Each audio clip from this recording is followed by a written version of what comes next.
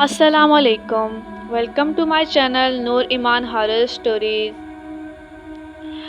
آج کی ویڈیو میں ایک پراسرار اور ناقابل فراموش واقعہ پیش کیا جاتا ہے، لیکن ویڈیو شروع کرنے سے پہلے میری آپ سب سے گزارش ہے کہ اگر آپ ہمارے چینل پر نیو ہیں تو چینل کو سبسکرائب کر لیں اور ساتھ لگے بیل آئیکن کو بھی پریس کر دیں تاکہ آپ کو ملتی رہیں تمام ویڈیو اپڈیٹس۔ تو آئیے سنتے ہیں واقعہ انہی کی زبانی جن پر بیتا۔ میرے ابو ایک معروف عامل ہیں۔ میں اکثر ان کو دم کرتے یا جنات وغیرہ نکالتے شوق اور دلچسپی سے دیکھتا تھا۔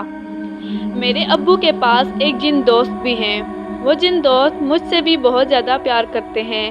وہ بہت نیک جن ہیں اور ہر وقت عبادت میں مشغول رہتے ہیں۔ انہوں نے کبھی کسی کو تکلیف نہیں دی۔ میں نے کبھی ان کو دیکھا نہیں اور نہ ہی کبھی ان کی آواز سنی۔ بس کچھ ایسی نشانیاں ہیں جس سے محسوس ہو جاتا ہے کہ وہ میرے آس پاس ہیں۔ جب وہ آتے تو خوشبو سی پھیل جاتی اور اس طرح کی خوشبو میں نے کبھی پہلے محسوس نہیں کی۔ میں ایک حافظ ہوں اور میں جب تراویح پڑھنے جاتا ہوں تو مجھے لگتا ہے کہ وہ میرے ساتھ جاتے ہیں۔ خیر میں ابو کو جنات وغیرہ نکالتے دیکھ کر یہ سمجھتا تھا کہ یہ کام بہت آسان ہے، اس لیے اس موقع کی تلاش میں رہتا کہ کبھی ابو گھر پر نہ ہوں اور کوئی دم کروانے والا آئے تو میں دم کروں یا جن نکالوں۔ مجھے اس کام کا بہت زیادہ شوق تھا۔ ایک دن مجھے موقع مل ہی گیا۔ ابو گھر پر نہیں تھے اور میرے دوست آ گیا۔ اس نے کہا تمہارے ابو کہاں ہیں؟ ان کو بلاؤ، انہیں لے جانا ہے۔ میری بابی کی طبیعت بہت زیادہ خراب ہے، دم کروانا ہے۔ میں دل ہی دل میں بہت زیادہ خوش ہوا۔ آج میں بھی جن نکالوں گا، یہ سوچ کر ہی میں پھولے نہیں سما رہا تھا۔ میں دل ہی دل میں بہت خوش تھا۔ میں نے کہا ابو تو نہیں ہیں، میں آ جاتا ہوں، دم ہی کرنا ہے میں کر دوں گا۔ اس نے کہا ٹھیک ہے تم آ جاؤ اگر دم کر لیتے ہو تو۔ میں اس کے ساتھ اس کے گھر کی طرف چل پڑا۔ 5 منٹ بعد ہم اس کے دروازے پر تھے۔ جیسے ہی میں اندر پہنچا تو کیا دیکھتا ہوں کہ ایک عورت ہے جس کی آنکھیں بہت زیادہ سرخ ہوئی ہیں اور وہ بہت زیادہ چیخ چلا رہی تھی۔ 3 مردوں نے اس کو پکڑا ہوا تھا، آنکھیں سرخ اور موٹی موٹی، بال بکھرے ہوئے اور اس کے منہ سے جو آوازیں نکل رہی تھی توبہ! میرا تو جسم کانپنے لگا اور میں پسینے میں شرابور ہو گیا۔ دل تو کر رہا تھا وہاں سے واپس بھاگ جاؤں، مگر اس طرح بھاگ جانا میری بے عزتی تھی اور پھر وہ بات بھی یاد آ رہی تھی کہ دم ہی تو کرنا ہے تو میں کر ہی لوں گا۔ عورت کا خوفناک حلیہ دیکھ کر میرے دل کی دھڑکنیں تیز ہو رہی تھی۔ اس کی سرخ آنکھیں مجھ پر ٹکی ہوئی تھی۔ میرا دوست بھی سوالیہ نظروں سے میری طرف دیکھ رہا تھا۔ آخرکار میں نے دل کو مضبوط کیا اور چارپائی کے سامنے رکھی کرسی پر بیٹھ گیا اور دوست کو گلاس میں پانی لانے کو کہا۔ میں نے اپنے ابو کو سورج جن پڑھ کر دم کرتے دیکھا تھا سو میں نے بھی سورج جن پڑھنا شروع کر دی۔ اتنے میں میرا دوست گلاس میں پانی لے کر آیا اور ساتھ ہی رکھی ہوئی ٹیبل پر رکھ دیا۔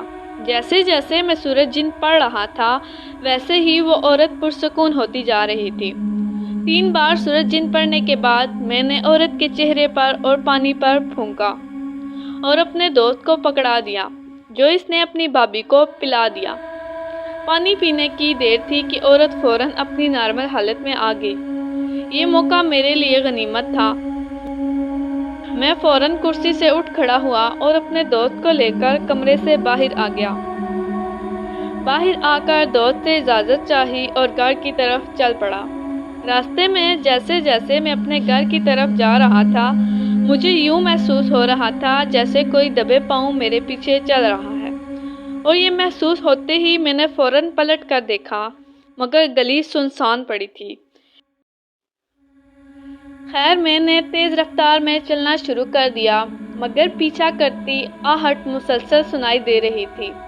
ایک دم سے میرے ذہن میں اپنے ابو کی یہ بات آ گئی کہ اگر اس طرح محسوس ہو تو کبھی پیچھے مڑ کر نہ دیکھنا۔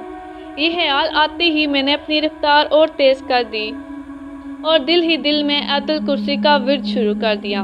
جلد ہی میں اپنے گھر پہنچ گیا مگر میری حالت کافی خراب ہو رہی تھی۔ جنوری کی سرد شام ہونے کے باوجود میرا جسم پسینے سے شرابور تھا اور مجھ پر کپ کپی طاری تھی۔ میں فوراً اپنے بستر میں گھس گیا۔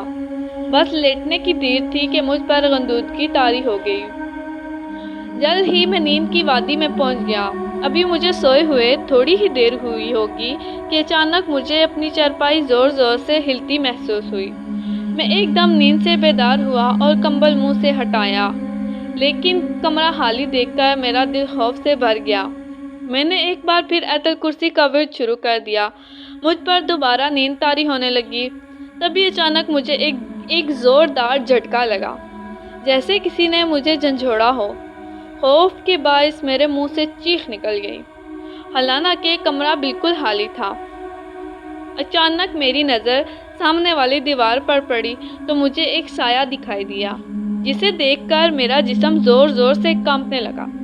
میں نے آیت الکرسی پڑھنے کی کوشش کی، مگر خوف کی وجہ سے میرے منہ سے آواز نہیں نکل رہی تھی۔ دماغ نے جیسے کام کرنا چھوڑ دیا تھا۔ وہ سایہ میرے قریب آ رہا تھا۔ جب وہ میرے بالکل قریب آ گیا تو میرے دماغ میں فوراً یہ بات آئی، کیوں نہ میں اپنے بھائی جن کو یاد کروں، کیونکہ ایک بار ابو نے مجھے کہا تھا جب بھی تمہیں ڈر لگے یا کوئی مشکل پیش آئے تو اپنے بھائی جن کو یاد کر لینا۔ اور اس وقت شاید اس سے بڑی مشکل کوئی اور مجھے نظر نہیں آ رہی تھی۔ میں نے دل ہی دل میں ان کو یاد کرنا شروع کیا، اور میں نے دیکھا اس سائے کے قریب ایک سفید کپڑے میں ملبوس بزرگ آئے ہیں۔ انہوں نے اس سائے کو زوردار تھپڑ مارا اور سایہ زوردار چیخ کے ساتھ غائب ہو گیا، اور اسی کے ساتھ وہ سفید کپڑوں میں ملبوس بزرگ بھی غائب ہو گئے۔